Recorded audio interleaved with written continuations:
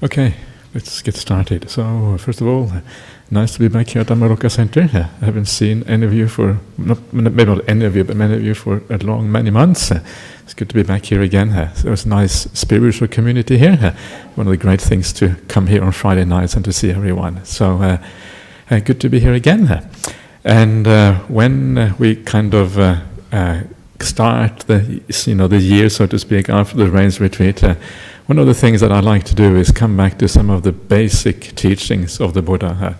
Basic things that kind of give you the foundation where all of these things come from, what they're all about, how it all hangs together, if you like. And one of the things that I've always enjoyed talking about Buddhism from many different angles. I always enjoy talking about practical applications of Buddhism, how Buddhism works in a modern society, the modern problems that we have, and how that actually integrates with the Buddhist teachings.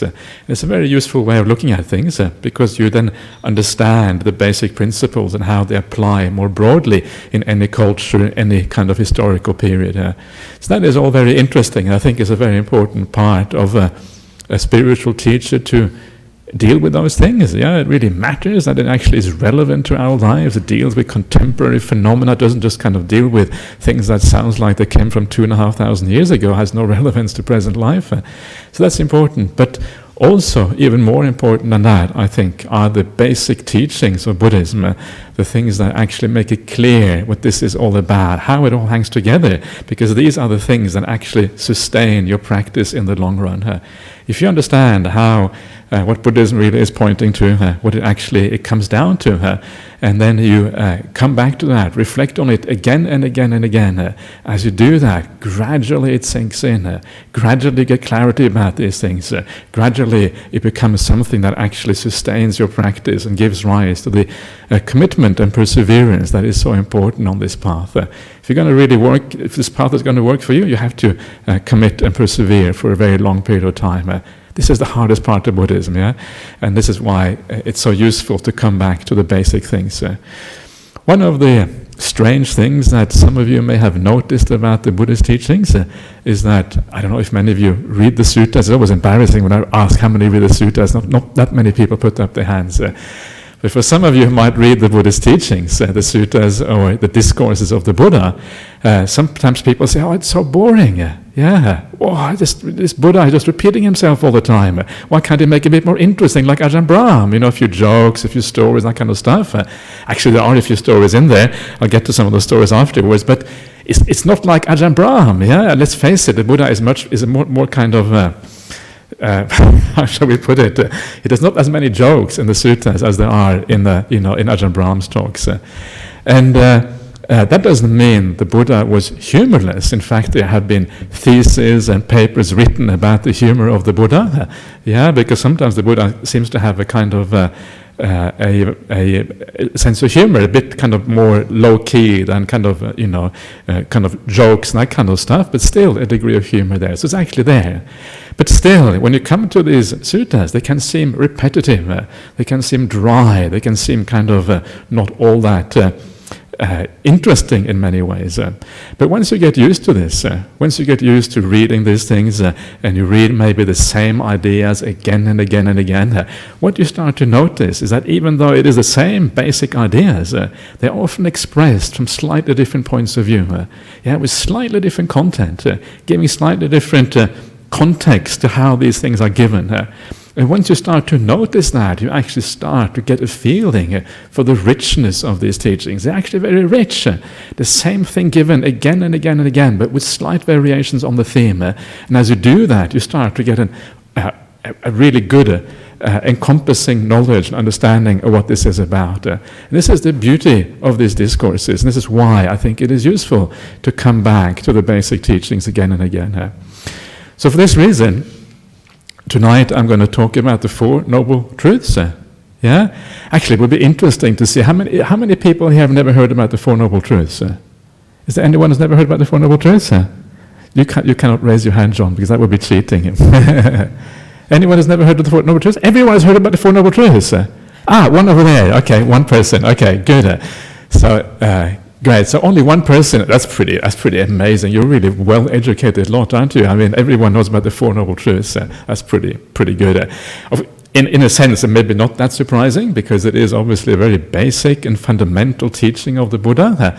So now you're going to become part of the crowd. You're the last person going to be inducted into the Buddhist teachings after today. So you will also feel more like you're part of the in-group of the Buddhist people here. So Four Noble Truths. And why are these Four Noble Truths so important? And they really are a fundamental teaching of the Buddha. Why is that the case? And there's a number of reasons for that, but one of the reasons that the Buddha gives himself, he says that the Four Noble Truths, this is actually the thing that we need to understand as Buddhists. This is the thing that actually gives rise to the awakening, enlightenment experience. What you actually see when you get enlightened. You're all heading for enlightenment, right? So we're all heading towards this. So what you actually see is precisely this. You see the Four Noble Truths. This is actually what the awakening experience consists of. And of course, because it consists of that, the sooner we can kind of start to get these things on board, start to understand what this is about, and move to kind of align our view with the view of the Buddha, the more closer we are to the actual awakening itself. It's a gradual process. As you start to see these things in a way that the Buddha saw it, you're actually moving in that direction already. So one of the most important reasons for talking about this is actually this idea of having the right outlook, the right way of looking at the world that is in accordance with how the Buddha actually saw the world. Only then is there a chance that you may actually move towards the same insight yourself. So very important for that reason. This is actually fundamental things. But at the same time, as it is fundamental, at the same time as it is about the very basis, insight into the nature of existence, it is also a very broad teaching that encompasses all other teachings in Buddhism. It's one of the suttas. Sutta means discourse of the Buddha. One of the discourses of the Buddha. The Buddha says, actually not the Buddha doesn't say this, the Venerable Sariputta says this, the Buddha's right-hand monk. Do we have him here? No, he's not here. Can't see properly. No, it doesn't seem to be here. Anyway, it doesn't matter. Venerable Sariputta, he says that all good teachings, and of course good teachings means the teaching of the Buddha more than anything else.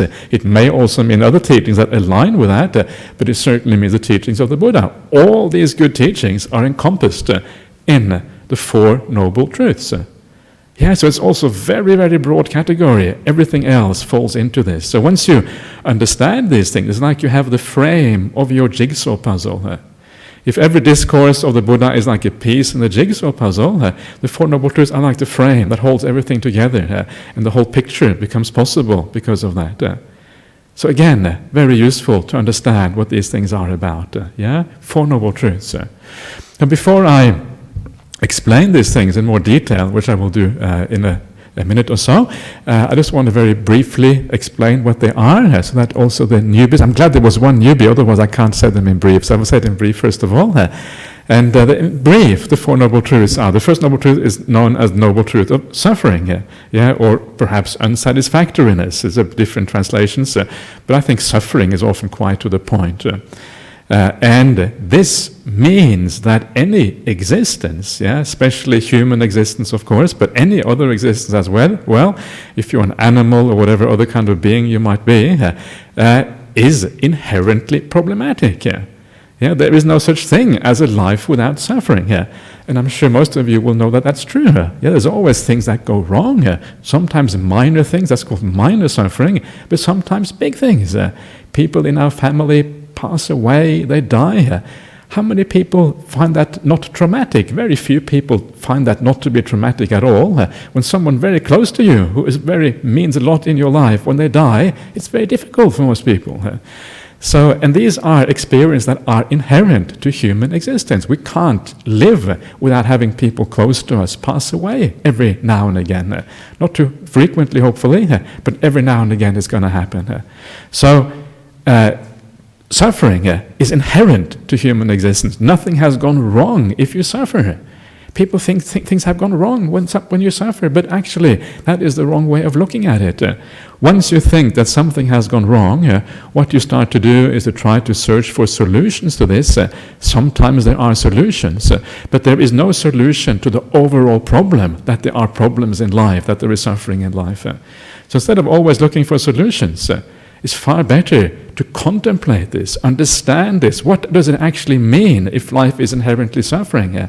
And what it means, of course, is that we have to start to look at life in a different way and start to orient how we think about things, how we do things in a manner which is different from what we normally do. This is really the fundamental reason why outlook here matters so much, because we change how we live. Not necessarily what we do, but certainly how we live. First noble truth. Second noble truth is about the cause of suffering. What is the cause of suffering? Craving, desire, all of these things, wanting. This is the cause of suffering. And that's good news. It is good news that there is a cause to suffering. Because if there is a cause, it means that if we eliminate the cause, we can deal with the result. The result will fall away. If suffering didn't have a cause, we'd be in serious trouble. It would be like this kind of solid thing that is always there, can't do anything about it. But because it has a cause, it's actually a good thing. So second noble truth kind of already gives rise to a sense of hope. The third noble truth says that with the elimination of the cause, suffering ends. There is such a thing as the end of suffering. And this is one of those amazing things about the Buddha's teaching, and a thing I think which makes this path so worthwhile, and makes it so close, if you like, to the very thing that we all yearn for, that we're all searching for in life. What life really is all about is, of course, an end to problems, a movement towards a higher kind of happiness and satisfaction in life. So there is that possibility, according to the Buddha. So that's the third noble truth, a very kind of positive way of looking at life.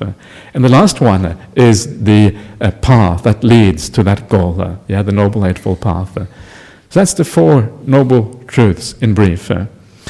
Now, one of the things that is also interesting to contemplate while we're looking at the Four Noble Truths is, why did the Buddha formulate his teachings in this particular way? Why Four Noble Truths? Why not 5? Why not 3 noble truths? Why not 1 noble truth? Why not 1,000 noble? Surely we could have structured this in many different ways. Why is it structured in this precise way? And to understand this, what we have to do is we have to go back to the time of the Buddha. We have to look at how the Buddha, his experience and how it fitted in with the culture at the time. And so what happened to the Buddha is, of course, that he went forth, he became a monk or a monastic, and then he had this experience. And this experience that he had, we call the awakening or enlightenment experience of the Buddha. Now that enlightenment experience is not a articulated experience. It's not something which kind of comes with words and everything like that. An insight, by its very definition, is something that you see in the moment. It's a flash. It's something that you see in a very peaceful and still mind. And there's no verbalization, there's no articulation part of that insight. And I'm sure you know what I mean. If you think about what insight is in ordinary life, you have a problem or something, you don't know how to actually deal with that problem. It's really hard. You think about it this way and that way, and afterward you screw up your head and you kind of get a headache because you think about it too much. And then you sit back, you let go of everything, and bang, suddenly it comes to you. It's a flash of insight. And you realize that insight is actually very different from thinking. Sometimes you actually have to stop thinking to be able to have an insight. And this is one of the reasons why we do meditation practice. So you can stop thinking for a while, and then you can have some insight as a consequence. This is what this is about. And it's exactly the same thing for the Buddha. The Buddha is no different from us. So when he was searching for these things, he sat down under the Bodhi tree, like the tree we have. There's a tree over there, Bodhi tree, and he, with the nice shaped leaves like this, he sat under this tree, according to the legend or mythology, and then he actually had this insight into the nature of existence.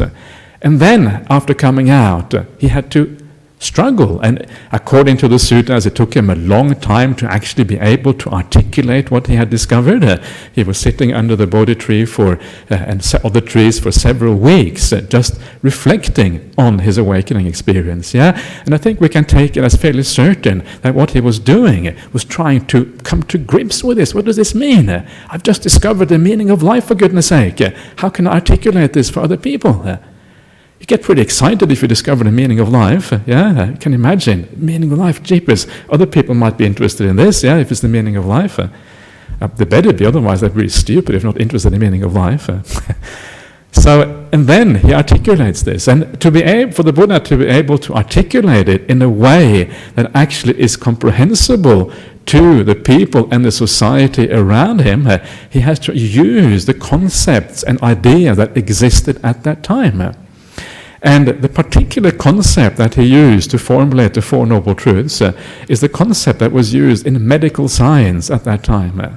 Yeah, and this has been pointed out by several scholars. I think it is fairly clear that that actually is the case. And of course, medical science at that time seemed to be built up of 4 elements. And these 4 elements, and it's very similar to how medical science works also in the present day, they're kind of fairly obvious, I suppose.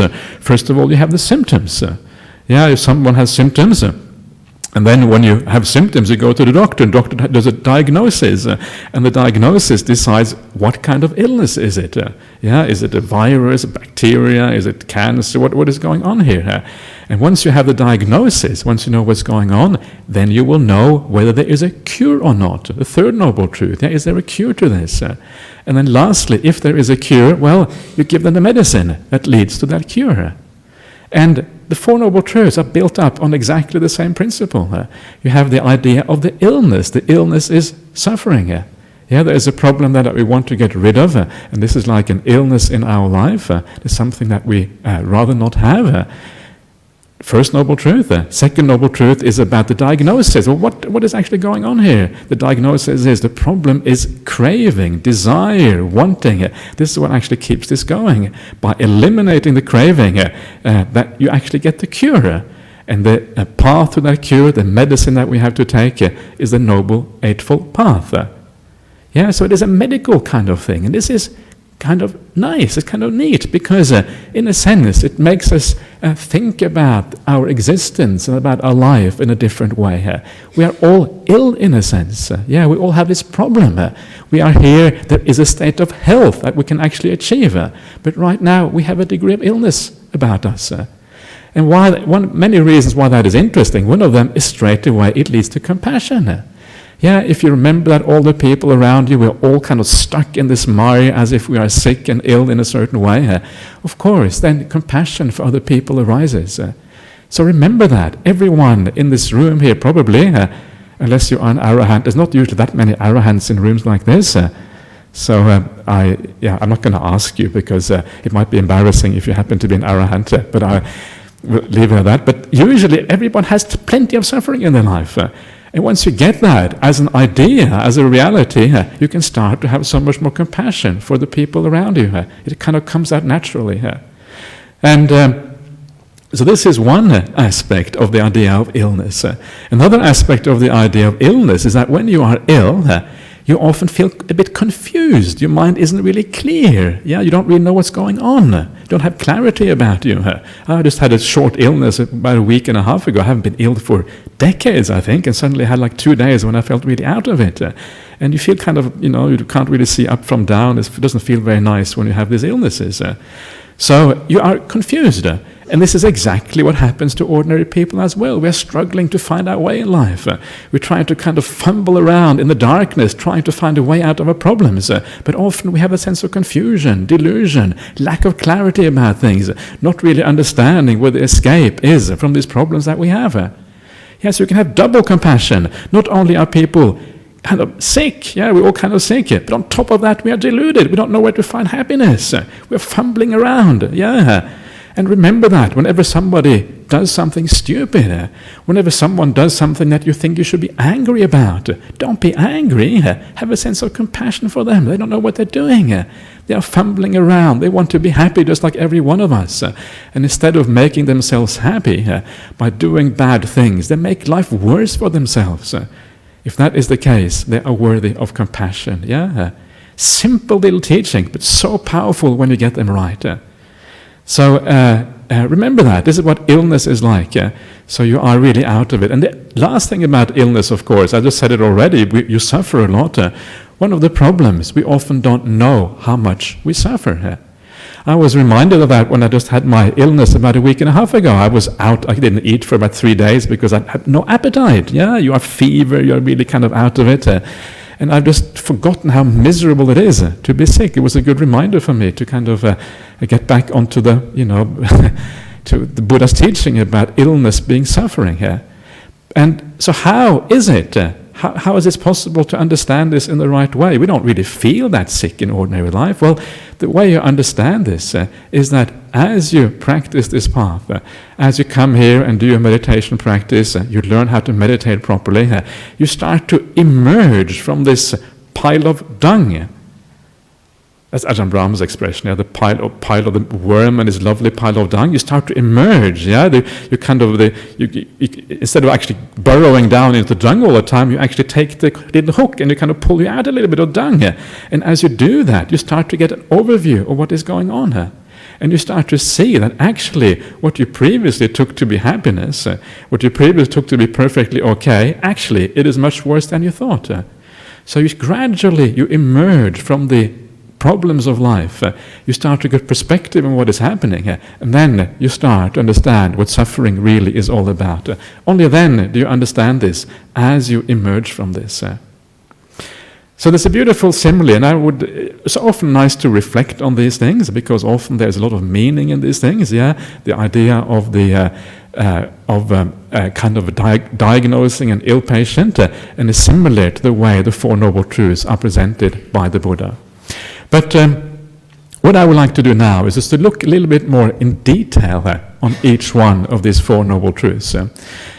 So again, the first one is the Noble Truth of suffering. And the way the Buddha explains this Noble Truth is as follows. Are you ready? You may not already. The Buddha says, birth is suffering. Illness is suffering. Old age is suffering. Death is suffering. Being united with what you don't like is suffering. Being disunited or separated from what you like is suffering. Not getting what you want is suffering. In brief, the 5 factors of personality are suffering. This is the Buddha's definition of suffering, the first Noble Truth. And the first thing there is birth is suffering. Isn't that kind of strange? Birth is suffering? What does the Buddha mean by birth is suffering? It's kind of weird. Okay, you can kind of get that old age and death are suffering. It kind of makes sense. But birth, what is the problem with birth? And of course, once you start to reflect on it, it kind of perhaps makes a little bit of sense. When you get born, it's probably a little bit traumatic. You're coming from your mother's womb, nice and warm and nice and cozy, and into the cold world, the brutal world outside. That must be quite traumatic. And of course, we don't have any memory of these things, maybe fortunately. But it's probably quite traumatic, and so probably the process of being born is probably not all that nice. But there is a deeper, and there's many reasons like that you can actually pull out why birth is suffering. But there is another way of understanding this, and this is to understand that when the Buddha talks about birth in the First Noble Truth, it doesn't actually refer to the birth in this particular life that we already had. What it refers to is future births. In other words, it is a reference to rebirth. How do we know that? And the reason we know that is because the purpose of the Buddhist path is to eliminate suffering, and you eliminate that through craving. The only birth that you can eliminate, because birth is suffering, is future birth. You cannot eliminate the birth you already had. So, at least I don't know any method for doing that, but maybe there is a way, but I haven't figured it out. Presumably you cannot eliminate the birth you already had, so it must refer to future birth. So birth is suffering refers to rebirth. It refers to the process of getting reborn in what in Buddhism is known as the samsaric existence, of moving on from life to life, death to death, around and around, ever moving on. That is what it actually refers to. And this already is very interesting, because right there you start to understand that ideas such as rebirth, which sometimes are rejected in contemporary society, actually are completely integrated into the Buddhist teachings. The most fundamental of the Buddhist frameworks, the Four Noble Truths, it is right there. And not only is it there in the First Noble Truth, once you look at all four of them, actually it is there in every one of them. Yeah, and this is kind of the amazing thing. It's there in the Second Noble Truth, the third one, also the fourth one. And that shows you how integrated it is, how inherent it is to the Buddhist teachings. So by taking out rebirth from the Buddhist teachings, actually what you're doing is that you are collapsing one of the pillars that holds up the whole teaching here.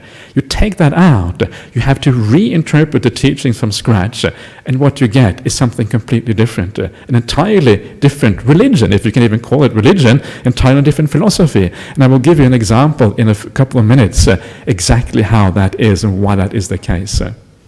So that is birth and suffering, already quite interesting. At least for me, I find it really interesting. I don't know about you, but I find it interesting. The second one, illness is suffering, old age is suffering. It kind of makes sense. We kind of get that. But remember that these things also are inherent to human existence. Nothing has gone wrong when you have to go to the doctor. You know what Ajahn Brahmali always says. When you go to the doctor, you should never say, doctor, something is wrong with me. You should say, doctor, something is right with me. I'm sick today.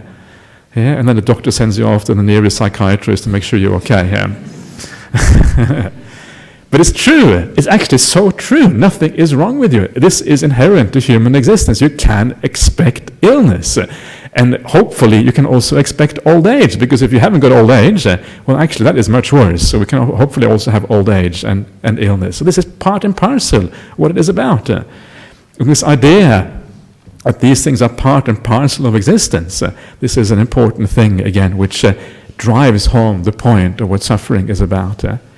But the most important one, perhaps, in this particular context, the one I wanted to focus a little bit on, is the idea that death is suffering. The fourth factor of these things that we have been looking at is actually death. And I think it is fairly obvious why death is problematic, whether it's our own death or death of other people. It is fairly clear why that is, because this is where we have some of our strongest attachments, our stronger bonds to the people around us. But one of the things that is very interesting is how that the idea of death is also inherent in the Buddha's life story and what actually made the Buddha in the first place. This is actually one of those very interesting things that I think often is overlooked. In the traditional Buddhist ideas about how the Buddha ended up as a Buddha, how the Buddha to be practiced and became a Buddha, you have this idea of the Bodhisattva ideal. You have this idea of this man who has been practicing for many eons, and through those eons been purifying himself out of compassion for the world, trying to solve the riddle of existence, and then being able to teach others to overcome the suffering of life. This is a standard kind of idea in Buddhism, the idea of the Bodhisattva ideal. But of course what is interesting is that if you read how the Buddha himself talks about his own life, there's nothing there about compassion for other beings. That is not the motivating force that drives the Buddha to become the Buddha. So what is the motivating force for the Buddha? And his motivating force is the Buddha reflects on illness, old age, and death. And of those three, death is by far the most important one.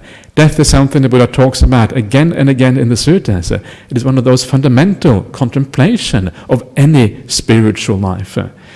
If you go to any kind of spiritual teaching that is worth its salt, so to speak, you will find that death contemplation always being an important aspect of these things. And Buddhism is no different. So this is the thing that made the Buddha go forth.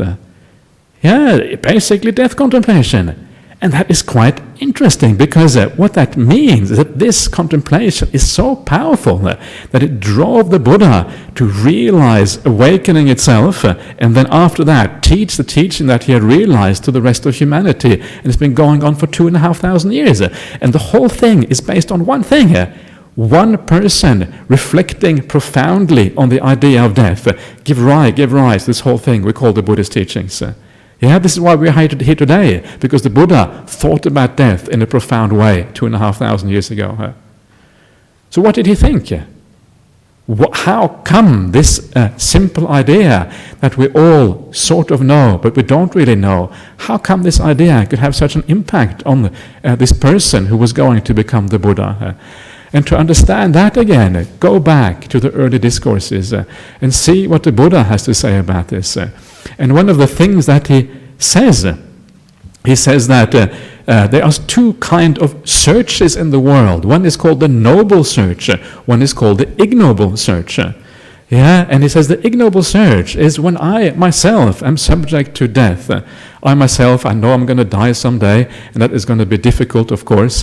Then I go out and I seek for other things that are also subject to death. I seek for a wife, I seek for children, I seek for friends, I seek for all these material possessions. How come they are subject to death? Well, because you will lose them one day. They will have to go.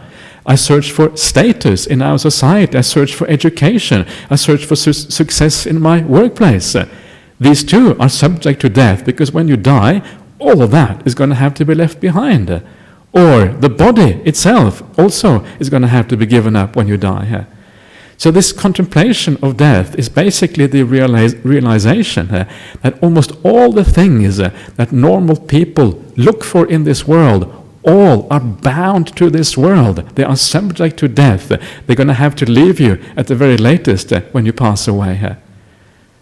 And the Buddha realized that all I'm doing here, I'm searching for suffering.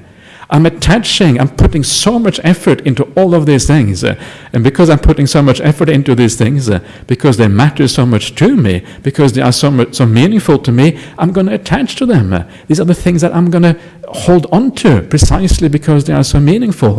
And the more effort I put into it, the more I'm going to hold on to it, because the more meaningful it will be in my life. And I'm really just asking for suffering, because one day I'm going to have to let it all go. There's no choice. These things too are subject to death. They are subject to passing away. And when the Buddha realized that, what he did, he pulled back and said, why am I searching for all this stuff which doesn't have any meaning? I should search in a different way. Instead of doing the ignoble search, I should do the noble search and search for the liberation from these things. So the idea of death turns you around. It makes you look at the world in a different way. Instead of holding on to all of these things and asking for suffering down the line, instead you turn in a different direction and you ask yourself, is there a solution to this problem? Is there a way of overcoming this so I don't have to face this kind of suffering in the future? This is the power of this reflection. What this means, of course, is that if the Buddha used this, and the Buddha gained his awakening experience based on something as simple as the contemplation of death, and all of Buddhism and many other spiritual teaching also revolve around this concept, and they actually have come out of this particular idea, it means it is also very, very powerful in our own life. If you reflect on death repeatedly, not in a morbid kind of way, but in a way that enhances your quality of life, it is actually going to enhance your spiritual path dramatically. It is even said in the sutta that if you do, as a monastic, if you reflect on death in the right way, there is no way that you can disrobe. There's no way, because there's nothing out there really to hold on to in the world. The world is really just asking for more suffering. So you wouldn't disrobe simply by reflecting on death in the right way. So it is a very powerful thing, and I would recommend you, every one of you, to occasionally think about this, because it clears things up. It tells you what is important. It gets the priorities right. What actually matters in life. Are you going to mess around and do stupid things if you could die, maybe at any time? You're not. Every moment matters. Now is the opportunity. That's what death tells you. I can't really afford to have any enemies in my life. Can you afford to have any enemies? No, why? Because if you can die at any time and you have an enemy, that means you will die with that in your heart. So you can't, as a Buddhist, you can't really afford to have any enemies. Isn't that a wonderful thing, not to be able to afford that? Because what it means is that every time you see the potential for making a bad relationship with somebody, you pull back because you understand, I can't afford this. This is going to be to my detriment, and it's going to have a very bad consequence. That is one of the things that the contemplation of death does to you. So please reflect on that, bring that into your spiritual repertoire, so to speak, and see if you can use that to actually enhance your spiritual practice. The next thing the Buddha talks about is being separated from what you like is suffering, being united with what you dislike is suffering, not getting what you want is suffering. Yeah, it's pretty obvious. And this happens all the time. Being separated, being united with what you don't like. Sometimes people say bad things to you. You're with someone you don't really want to be with, or someone dies or whatever. This happens all the time. It happens on the very small scale, on the very micro scale, almost every day, every hour almost, and happens on the very large scale, the big things in life. And it's, again, a useful contemplation to remember that. And every time this happens, there is a degree of suffering there. It's unavoidable suffering here. And one of the things that I think you will see if you reflect on your mind carefully here is that very often we don't really, actually most of the time, we don't really live properly in the present moment. It is very hard to really be completely in the present moment. Very often we are like 1 or 2 steps ahead of ourselves. We're always moving towards something. And that movement is not just a physical movement, it is a movement of the mind. The mind is always kind of a step or 2 ahead. And this, you can see that in your meditation practice. The mind doesn't really want to be still right here and right now. It's going on about something else. And this is also, our lives are full of this, and we're active, we're moving towards something, and it's very hard to get a pure mindfulness. Only really in deep meditation are you able to get into a state of very powerful present moment awareness. Life in general it's not really suited for that, because it's always a pursuit of things, a movement towards something. And so right there, you can see the problem of being separated from what you like, because that is really what that is all about. This fact that we are always moving towards something, always desiring something, never really being 100% in the present moment. And there is a nice story, and I think I've told this story here before, but it's a nice story in the suttas.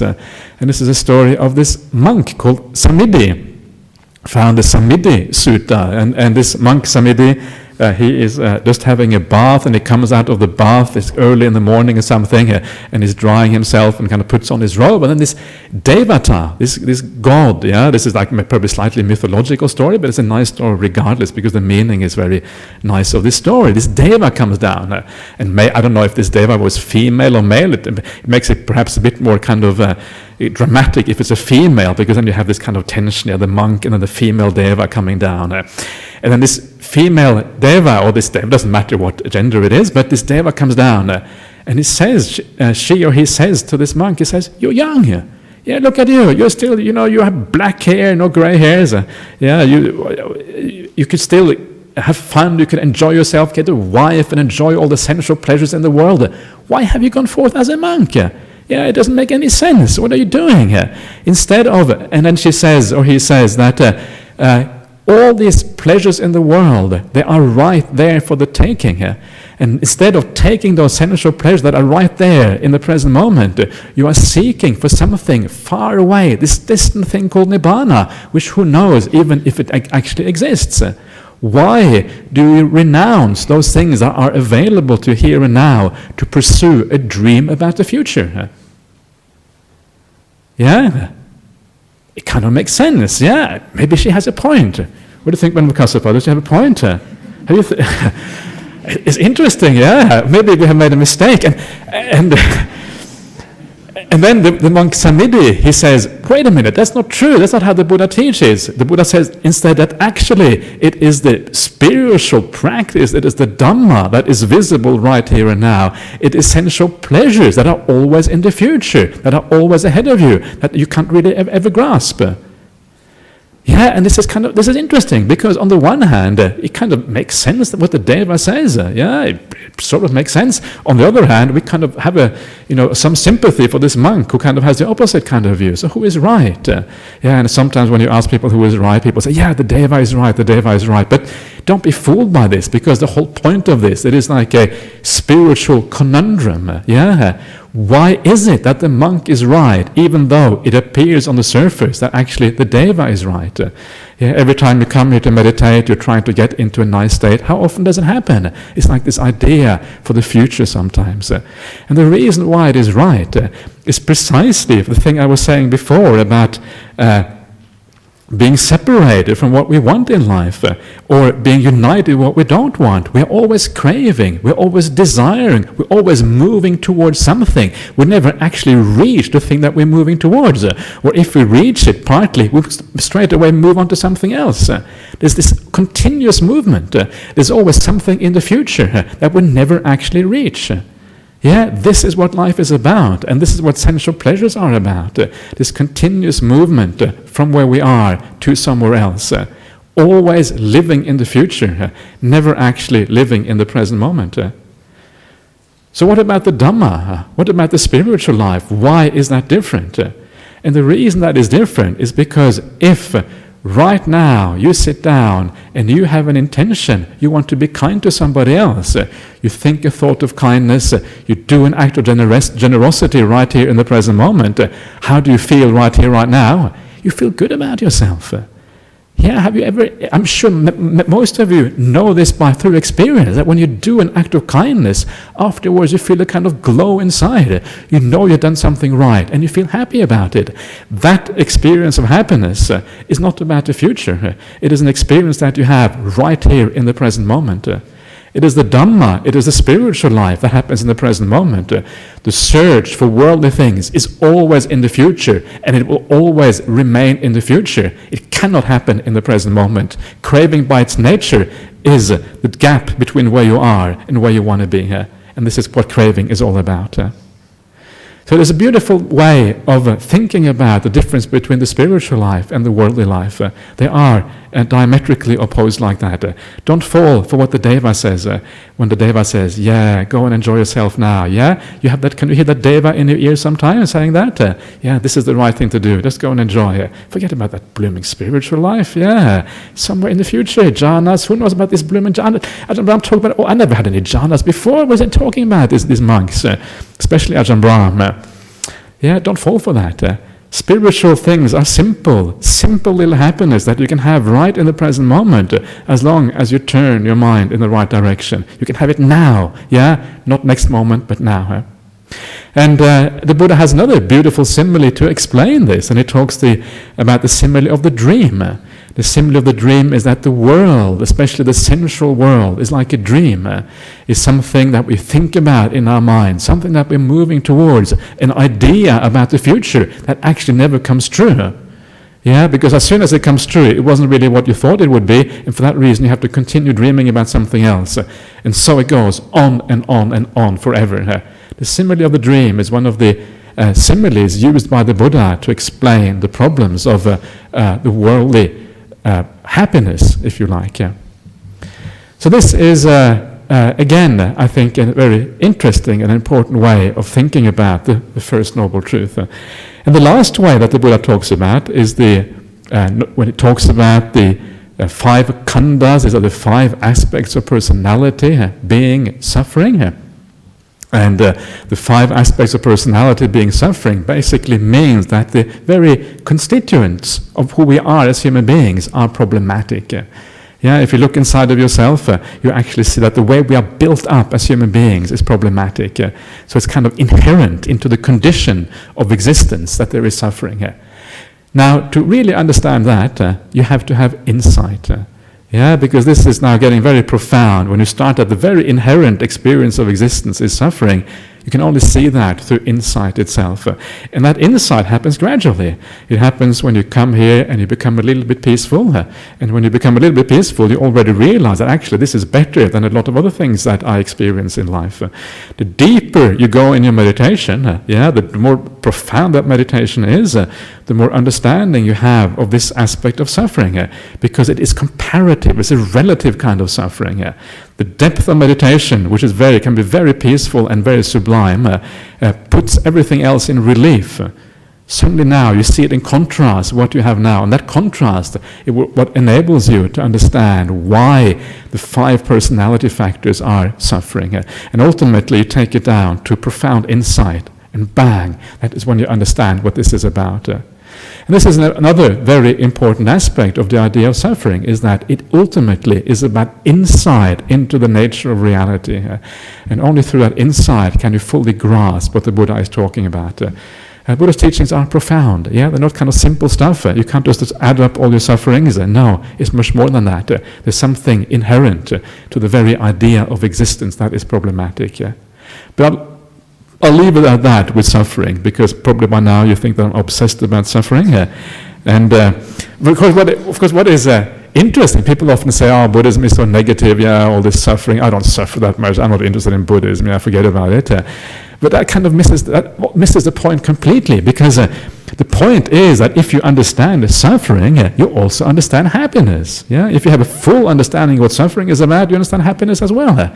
These things come together. It's like night and day. Night only makes sense if you have day. Day only makes sense if you have night. These are pairs that always come together, complementary pairs. They only work together like that. So if you understand suffering, you also understand happiness. That's the good news. So if you investigate suffering, you get to kind of more happiness in your life at the same time. That's the good thing about this. So don't think it is negative. It is realistic and ultimately very positive. But what about the other noble truths? I want to talk about suffering so far. Let's get to the solution to the problem. The second noble truth is the problem, or the idea that craving is the cause of suffering. What does it mean that craving or desire is the cause of suffering? And I don't know, maybe you think it is obvious, but actually it is not as obvious as it may sound. Very often people say that craving is the cause of suffering. Why? Because when you crave, you suffer. Or when I crave, I feel I feel like I'm separated from where I want to be. I feel like this emptiness inside, this hole inside of me, something isn't complete. I feel dissatisfied, discontent. Craving really is the cause of suffering. But actually, when you think about it, that's actually not saying that craving is the cause of suffering. That's saying that craving is suffering. And this is exactly what we're talking about before, this idea of being united with what you don't like and separated from what you like. That itself is suffering. So craving itself is a state of suffering. That is not what is meant by the second noble truth. So what does it mean then? And what it means is when you see the second noble truth, it is always explained as that craving that leads to rebirth. I was saying before that every of the 4 noble truths are about rebirth. That is also true of the second noble truth. It's actually explicitly stated there. It is rebirth craving which is the problem. It is through rebirth that suffering is perpetuated. If it only was a single life, it wouldn't be so problematic. But because it keeps on going on and on, potentially forever, that is why there is a real problem. That is the craving that actually is problematic. This is kind of interesting, and this is the craving that the Buddha is talking about. And again shows you the importance of having this idea of the Buddhist kind of view and outlook about rebirth. Is fundamentally woven into the fabric of the Buddhist teachings and how it works. And this is why it is so problematic. And I'll give you an example of what happens when you disregard this. This is kind of one of the horror stories, and I feel almost obliged to talk about this, so I can straighten things out once and for all. Actually, there's no such thing as straightening things out once and for all, but at least I can straighten them out, maybe a tiny fraction, just right here and right now. But what happens if you then reject the idea of rebirth is that you have to redefine the idea of craving. Craving must mean something else in the second noble truth. If it is not about rebirth, it must be about something else. So what people have proposed then, and this is actually has been proposed in all seriousness, it's not that craving leads to suffering, it's the other way around. Suffering actually leads to craving. Does that make sense? It's not what the Buddha said, but this is what this person has been claiming. Yeah? Actually, this is really how this noble truth should be understood. Suffering leads to craving. Yeah? And in a sense, it makes sense. You can make that argument, because if you suffer, what happens? You try to find a way out of that suffering, and that is a kind of craving. So you go searching perhaps for sensual pleasures, you go searching for happiness somewhere else. So suffering can lead to craving. There's nothing psychologically, from a psychological point of view, it kind of makes sense. But the problem is, it's got nothing to do with Buddhist teachings. It's got nothing to do with the Second Noble Truth. In fact, you have inverted the Second Noble Truth 180 degrees to make it function, to make it work with your idea that there is no such thing as rebirth. You have inverted the teaching completely and come up with an entirely new idea. You have created a new religion. And that religion should be named after the person who invented it, not after the Buddha. He claims to be a Buddhist, but actually, not really. And so we should kind of name it. I'm not going to say the names because it gets too kind of personal, perhaps. But so this is what happens, and it's kind of it's scary because it shows you that if you start to deduct some of the fundamental things of the Buddhist teachings, to pull those out, what you have to do is you have to redefine the entire teaching to give it an entire new slant, entire new way of looking at things, because the old way of doing things, the way the Buddha spoke, actually doesn't really work anymore. Everything has to be redefined, everything has to be changed, and you end up with something completely different as a consequence. So that is what this is about. It is actually the craving that leads to rebirth. Why does craving lead to rebirth? Because craving is always a projection into the future. It's always about the future. It's about going somewhere else. It is by staying in the present moment, by not having this projection into the future, that actually the rebirth actually comes to an end. The mind no longer moves on in that direction. It stops right here and right now. And there's a nice little story that kind of, I think, illustrates this point quite nicely. And this is a story that I was reading during the Rains retreat. I've been doing some little bit of translation work from the Pali into English. I really enjoy that because sometimes you get very close to the text when you do translation work. You have to really reflect on what these things mean. So I enjoy doing a bit of translation. And one of these things that I translate, this is a little story. This is the story of when the Buddha goes back to his family, his clan. The Buddha was from the Sakyan clan. Sakyan clan was this tiny little republic in the north east of India, just north of the river Ganges, actually quite a bit north of the river Ganges, almost in the foothills of the Himalaya mountains. And so he goes back after his awakening in a few years. He goes back to visit his family, and his family are really keen. Their son, their prodigious son, has become something enormous, something massive. He now has this whole religion around him, all these people following him. So his family comes out to meet him, and a lot of his family members, his cousins and brothers, and because they're all kind of a large family, a few thousand people, they go forth. They decide to become monastics. There was no nuns at that time, but this is also the start point of the nuns community as well, because this is when Mahapajapati Gautami, the Buddha's foster mother, she actually asked for the going forth for the first time. But that's a different story. I'm not going to go there. So all of these young men from good families, that's how they explained in the sutras, young men from good families, they decide to go forth. To become monks because they're inspired by the Buddha. He's their cousin and he's obviously done something remarkable. We want to do the same. And then there's two brothers, and these brothers are called Anuruddha and Mahanama. And Anuruddha and Mahanama, from their family, no one has gone forth. So Mahanama goes to Anuruddha and says, Anuruddha, listen, all of these young people are going forth, becoming monastics. It sounds really cool to be a monastic. It doesn't say cool, but something like that. It sounds really good to become monastic. Someone should go forth from our family as well. And then Anuruddha replies, well, I have been brought up so softly. I've always been pampered to the max. And there's a nice story about Anuruddha with the natti cakes. Natti in Pali there isn't. So in his household there was always cakes. So whenever he would go to his mother, he said, Mother, can I have some cakes, please? And there was always cakes available because it was a wealthy household and all of that. But one day there isn't any more cakes. So his mother says to him, Natti cakes, meaning there are no cakes. But he's not used to the word nutty. There isn't. He doesn't understand the word there isn't. He never heard it before. So he thinks it's the name of the cake. So he thinks, oh, nutty cakes. Yeah, please, let's have some nutty cakes. Actually means there aren't any cakes. So that is how he was brought up. There was no in his household. Always had everything. So he says to his brother Mahanama, says, I've been pampered so much. There's no way I can stand the going forth. It's just too hard for me. I just need to kind of sleep on thick mattresses and all this kind of stuff. And so you go forth. And then Mahanama says to him, well, okay, but if I go forth, what that means is that you are going to have to take over the whole business. You're going to have to do all the farming, because they were all farmers in those days. So you're going to have to get up, and you're going to have to kind of do all the plowing of the fields. After the plowing, you're going to have to sow the fields, and after the fields are sown, you're going to have to let the water in. That's how they kind of irrigated the fields in those days. When the field had been irrigated, you should let the water out. Drain the fields. When the kind of the crop starts to emerge, you have to weed the field. Lots of weeds in fields. Just like here in Australia, lots of weeds everywhere, and bad plants coming out. You have to weed the field. Then when you have weeded the field, the crops are up, you have to reap it, you have to harvest it, and you have to bind it together into balls or whatever. Then you have to kind of thresh it, get all the grain out.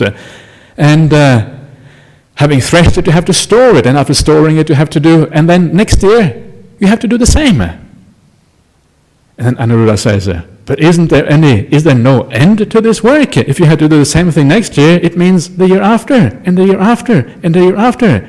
Is there no end to this work?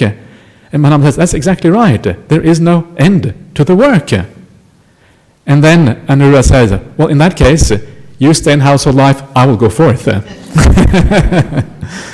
It's a great story. And it symbolizes the problem of the world. It symbolizes this idea that there is no end to things. There is no end to this driving force within us that always moves us forward. There's always more to be done. There is no end to the work.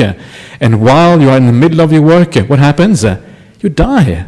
And then you get reborn, and you already have work in your mind because you died with work in your mind, and you continue working in your next life. And then you move on like that forever after. And this is the problem of this whole thing, is the eternal going on and on like that. And this is symbolized by this sweet little story of Anuruddha and Mahanama. So that is the idea of craving, and how craving always leads to is actually the source of this idea of suffering, and how that actually works. And then you have the third noble truth. The third noble truth, I'm going to go through the last one just very briefly.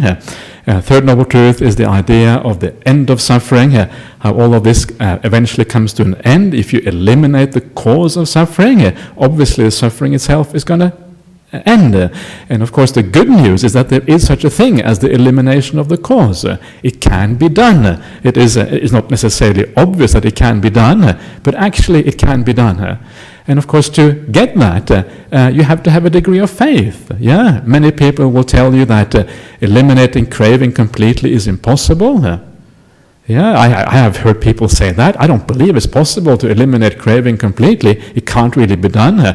So there has to be a kind of a degree, in this case, of confidence in these teachings. But the point is, it can be done. It is possible to eliminate that craving.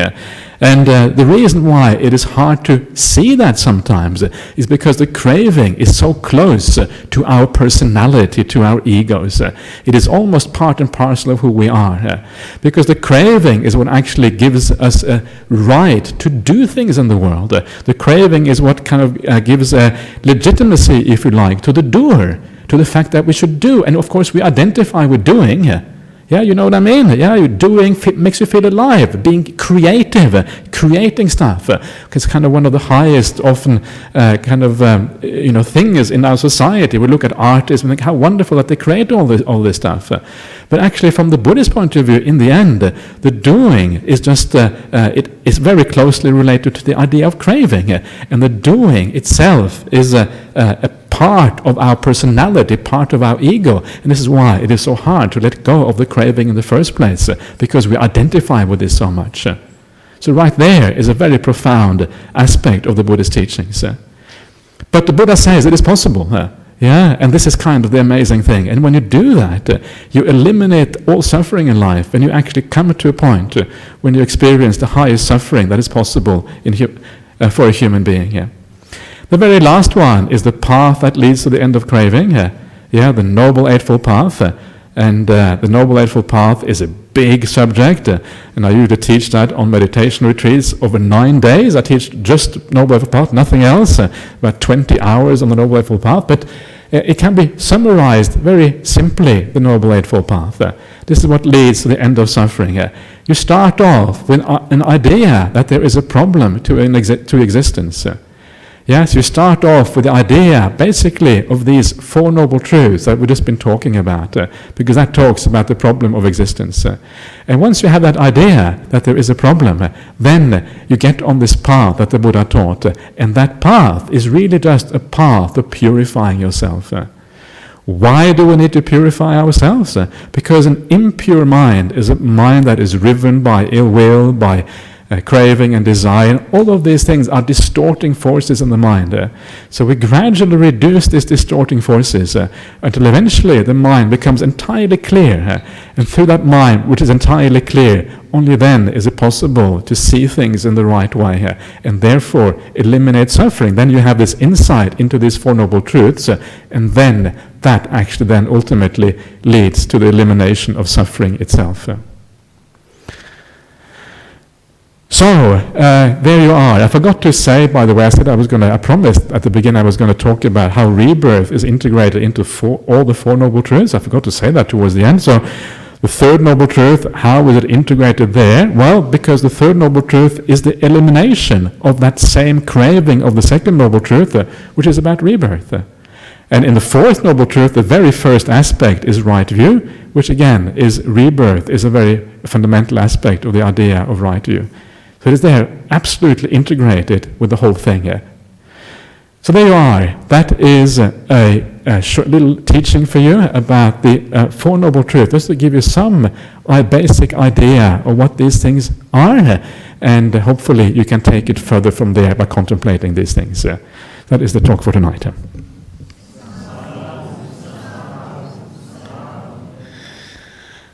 Okay, so do you have anyone has any questions or comments or disagreements or complaints or anything else they would like to voice? Now is your opportunity here.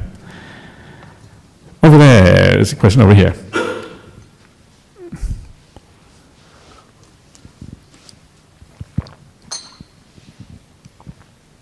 Thank you very much for the talk. Just curious about the organizing forces of rebirth in Buddhism. Okay, the organizing forces of rebirth. Okay, well, there is really only one. There's one sufficient cause for rebirth, and that is craving itself. Yeah, the idea that you crave is really the sufficient cause. But to really understand the organizing forces, what it really comes from is actually delusion, a misunderstanding of the nature of reality. Because it is because of the misunderstanding of reality that you actually crave in the first place. If you saw things in the right way, you wouldn't crave, because you would understand that craving actually takes you away from happiness. And this is kind of the hard thing to understand, because usually we assume that craving actually moves us towards happiness. That's why you crave in the first place. Yeah, you only crave because you think it's going to take you somewhere. But actually, it doesn't do that. It always takes you away from happiness. Real happiness is found in the present moment, and that is where meditation comes in. The deeper you go into the present moment, the more happiness, the real sense of finding the meaning of life, you actually discover right there in the present moment. And of course, because that is where you find the happiness, craving takes you away from that. It is the enemy of happiness, ultimately. So by seeing things clearly, which is overturning delusion, you stop craving. And by stopping craving, that force which drives you into the future life, because craving is almost like a projection into the future. Yeah, it's always about the future. So it drives the mind onwards from one existence to another one. Just like you are driven in this life, you get driven from one life to another one. Is that what you're asking here? Something like that, yeah? Okay. The question not have to be all that precise, that's okay. It doesn't matter. Anyone else want to ask any question? Eddie, okay. Eddie, go for okay. Eddie, you're a very reliable questioner. That's really that's one of the things about you. This could be a hard question, Ajahn Brahmali. You know, Ajahn Brahmali, the Buddha said that the desire brings suffering. Okay, we all know that, or craving brings suffering. Okay, that's one thing. Okay, on the other hand, he also said, you know, the path towards enlightenment is the middle way. You know, okay, if you tune the guitar string too much, it will snap. If you leave it too loose, it won't play. So how do you, on the other hand, craving, desire brings suffering. And how about if you don't have desire, it's the other, you're being too hard on yourself too. No? So how do we... So you want to have a little bit of craving, you want to have the middle way of craving, yeah? How do we have the middle way? There's two things. So what I do is I notice this, I use my own discretion to deal with things. Okay, yeah. Well, this is the history of Buddhism. History of Buddhism is always to find excuses to do what you want, you know? The whole history is like that. So this is... So, but the craving is not part of the middle way. Yeah, there is a middle way, but craving is not really part of it. And this is kind of the point. The middle way is the middle way, not the right amount of craving. The middle way is the middle way, first and foremost, between torturing yourself and indulging. And indulging is craving. So craving is actually an extreme. Yeah, so there is no such thing as... But in a sense you are right though, in a sense that you need some kind of motivating force to get you onto the spiritual path. You have to have motivating force to come here. You know, if you didn't come here, you wouldn't be meditating, you wouldn't be doing anything here. And that motivating force which drives you onto the spiritual path is like the right kind of craving, or the right kind of desire. So you have to have some kind of desire. But I think the more important point is not so much... People often worry about overcoming craving, but I wouldn't really recommend to focus too much on that, because actually it's very difficult to just overcome craving. You can't stop cravings just out of the blue like that. So much better to focus on the Noble Eightfold Path. What is it that I have to do so as to move in that direction? So forget about craving a little bit. Instead ask yourself, how do you practice this path? And then by forgetting about the craving and just focusing on the practice, craving will gradually disappear on its own. So your job is to be kind. Your job is to have a good heart. Your job is to overcome anger. Your job is to care for the people around you, to have a sense of compassion, understanding, wisdom. That is our job. And as we do that, we can leave craving aside a little bit, and the craving will actually take care of itself and will disappear on its own right. I see this thing as depending on yourself, okay? On what level you are, If you're at a higher level, no doubt, desire brings something, yes, attachment, all the thing, But then if you're on a lower level, when the person still needs that desire, and then if you really go without the desire, then that's not right, isn't it? You can't go. You can't go with that desire. Yeah, you have to sort of look at your, yourself too. What level you are in. Just be good. Have a good heart, Eddie, and you will be doing well. Yeah, that's all you have to do. Yeah. Okay. Anyone else? Over there. Over here. Yeah.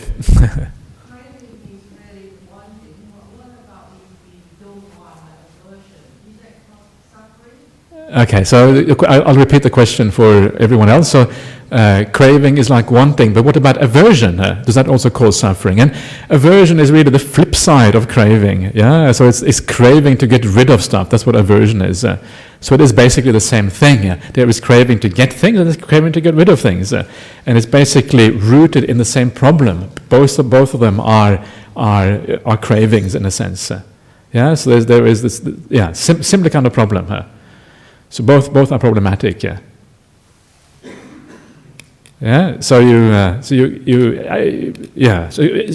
it's always, these things are always nuanced, and they're always you can always nuance these things a little bit. I mean, so in the same way that you can say that you should have a bit of craving for the spiritual life, in the same way you can say you could have a little bit of aversion towards some things, have a bit of aversion towards being immoral. Yeah.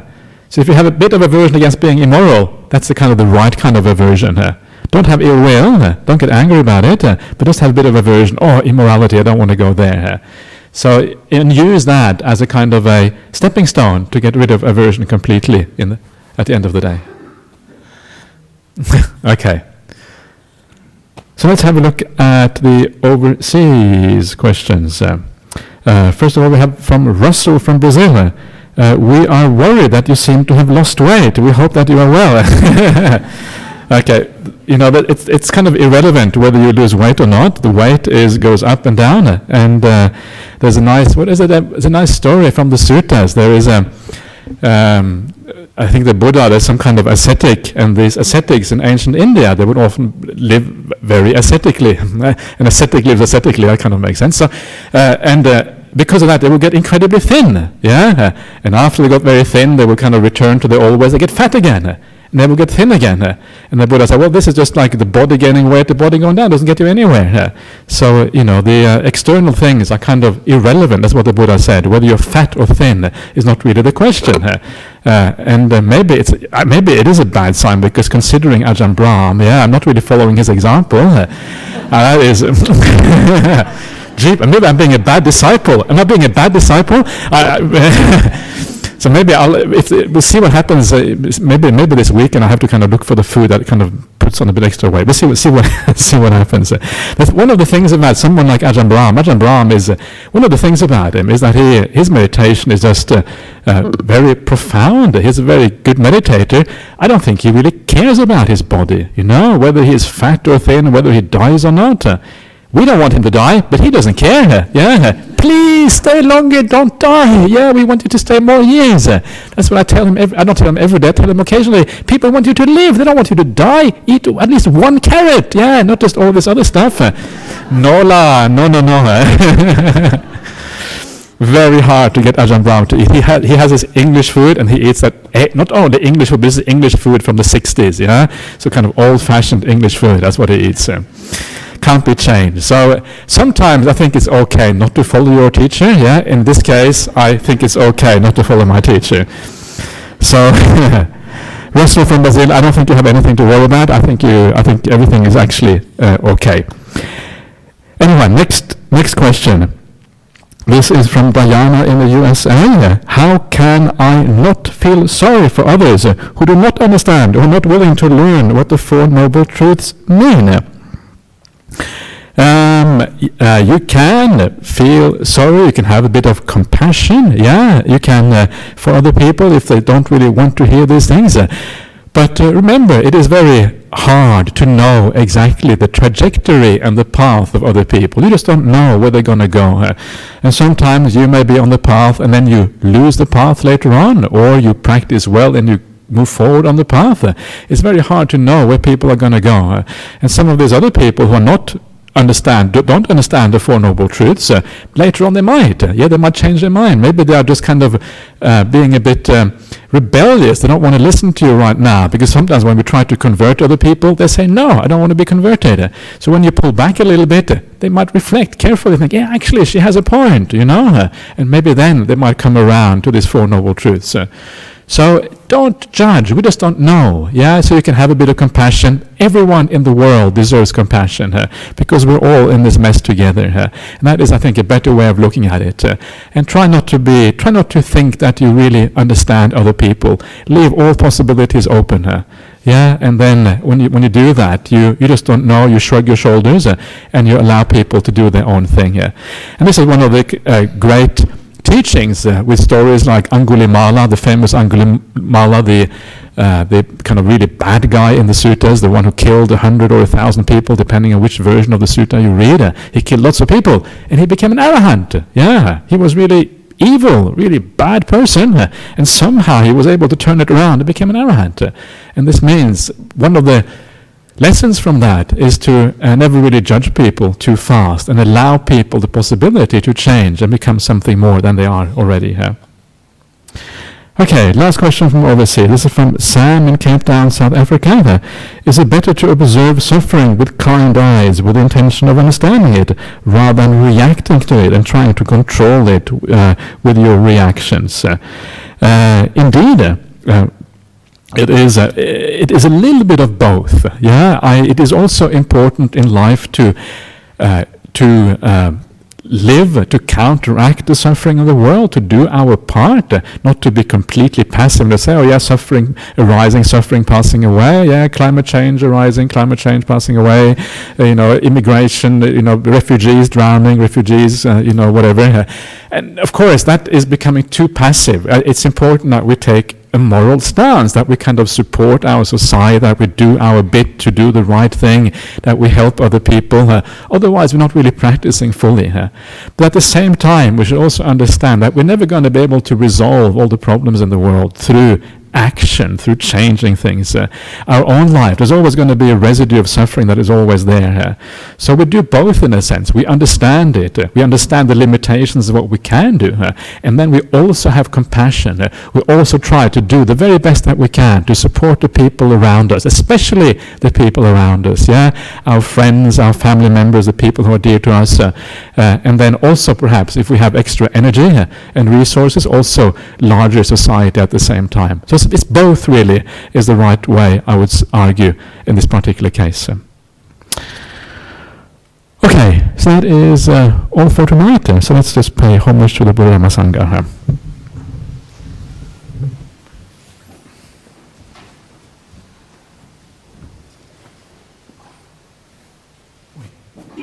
Arahang Samma Sambuddho Bhagava Buddhang Bhagavantang Abhivademi